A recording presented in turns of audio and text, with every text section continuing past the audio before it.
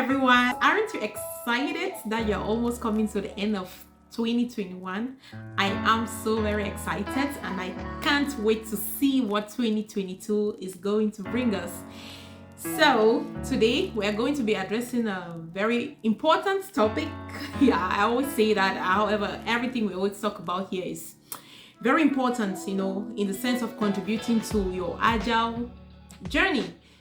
So the thing that I want us to talk about today is, according to the Scrum Guide, it states that the Scrum Master is accountable to the team, the Scrum Master is accountable to the PO, and then the Scrum Master is accountable to the organization.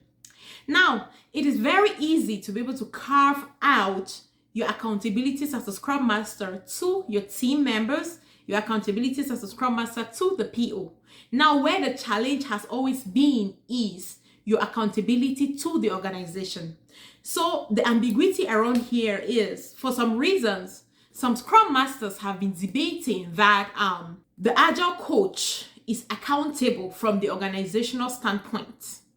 Now, so where does your accountability as a Scrum Master to the organization fit into this whole picture according to the Scrum Guide? Now, in today's video, I'm just here to share my opinion on how the Scrum Master can be accountable to the organization.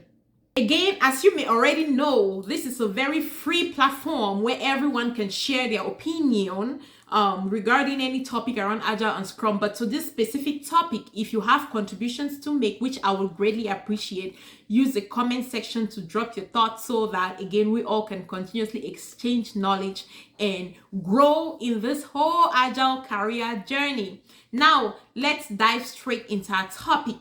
How can you contribute to the organization as a Scrum Master?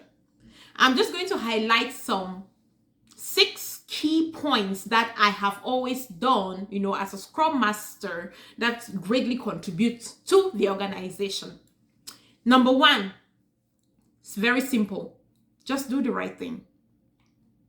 As a Scrum Master, a great way to contribute to the organization is to do the right thing. That's it. It's as simple as that. So what I mean by doing the right thing is, every day, you don't want to be the Scrum Master that ends up being the meeting facilitator, just facilitating the 4 Scrum events, and then that's it. When you are not facilitating any events, you're just strolling around, you're just, not doing anything productive. That is not helpful if you want to be helpful to the organization and not just to your team. And again, being helpful to the organization, it intends help your team indirectly. So even when no one is watching, just do the right thing. And some of the things that I'm referring to as doing the right thing is make yourself valuable in terms of continuously look for ways you can, impact your team. You can enhance your team's knowledge on Scrum. You can shift your mindset, continuously research, learn, and go extra mile, even outside of your organization, and look for ways that you can continuously impact the organization. That's what I mean by just do the right thing. And, another thing that I'm covering under this doing the right thing heading is be ready. Be very comfortable in challenging the status quo. Even if you are just that one person going right when everyone else is going left, be that one person. As long as you know you're doing the right thing, stand for that right thing. That's it for the first one. Secondly, how does the Scrum Master contribute to the organization? My second point would be open to transferring knowledge.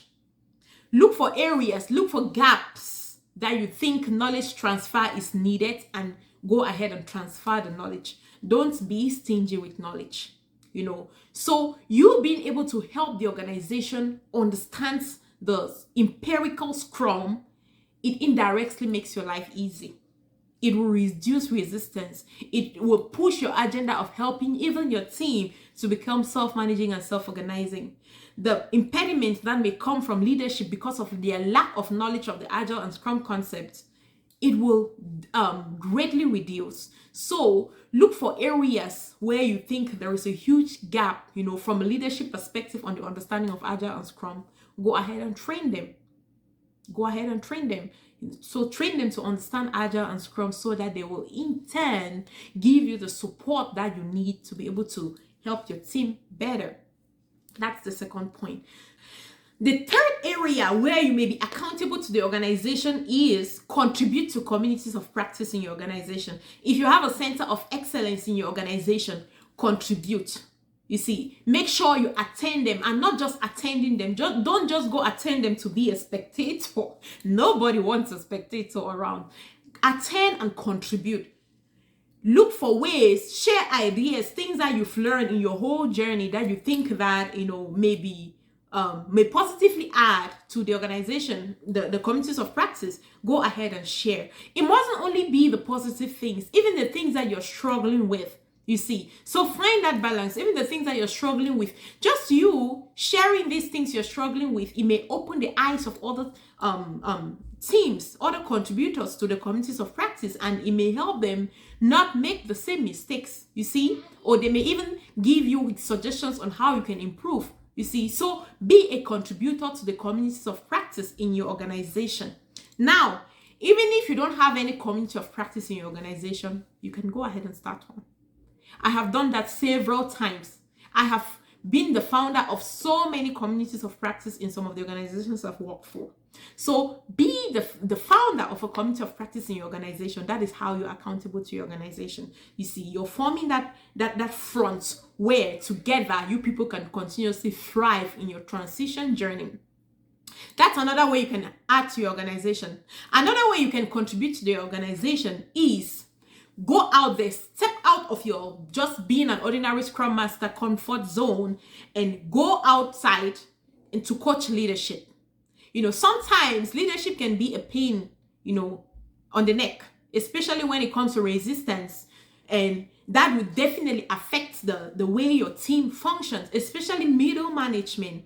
So if you identify gaps coming from middle management in terms of maybe their lack of understanding of the Agile and Scrum concepts, maybe you think they need some coaching, maybe you think they need some mentoring, go ahead, step outside of your ordinary team Scrum Master zone and connect with leadership to understand where you're coming from so that you can help close that gap.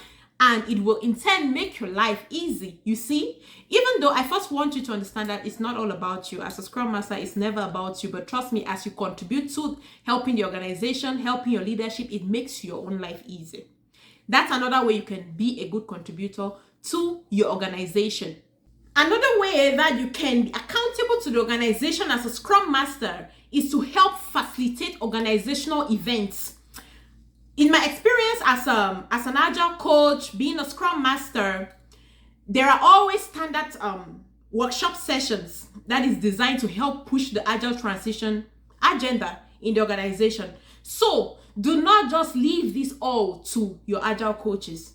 As an Agile Coach, what I would even do is I always make sure I reach out to the Scrum Masters to ask for their help in facilitating some of these workshop sessions. That, to me, I see that as one of the ways for me to empower Scrum Masters to step out of their comfort zones. So as a Scrum Master, always look for opportunities to help in this area, to facilitate workshop sessions that will help bring the organization one step closer to their transition goal.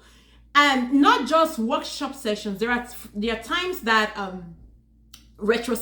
organizational retrospectives will always happen. So go out there, support, facilitate some of these retrospective sessions that will in turn help the organization make better decisions. So be part of these decision makers in the organization. That way, you are not just helping the organization, you're also putting yourself out there to be seen for better opportunities.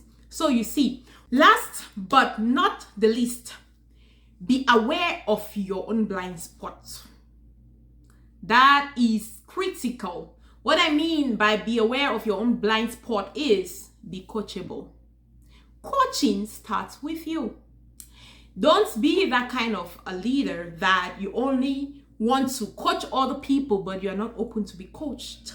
I can tell you this, nobody knows it all. There is no one out there that knows it all. So as you're looking to transition your organization, you're looking to helping your team through coaching them, mentoring them, you have to be ready to be coached, you see. So to successfully do that, be aware of your blind spot. Constantly self-retrospect and look for the areas that you can continuously improve on, and go out there and look for ways to continuously improve on your own self. If you have opportunity to be coached, do not hesitate. Be vulnerable. Be open to vulnerability. Seize that opportunity to be coached so that you can better serve your organizations. So I'm just going to wrap it up today. Let's just end here today. I have so many other points, but I cannot capture all of that in one video. I hope this video was helpful. So these are some of the ways that you can continuously be valuable or be accountable to your organization. Thank you so much for watching, and hope to talk to you next time. Bye.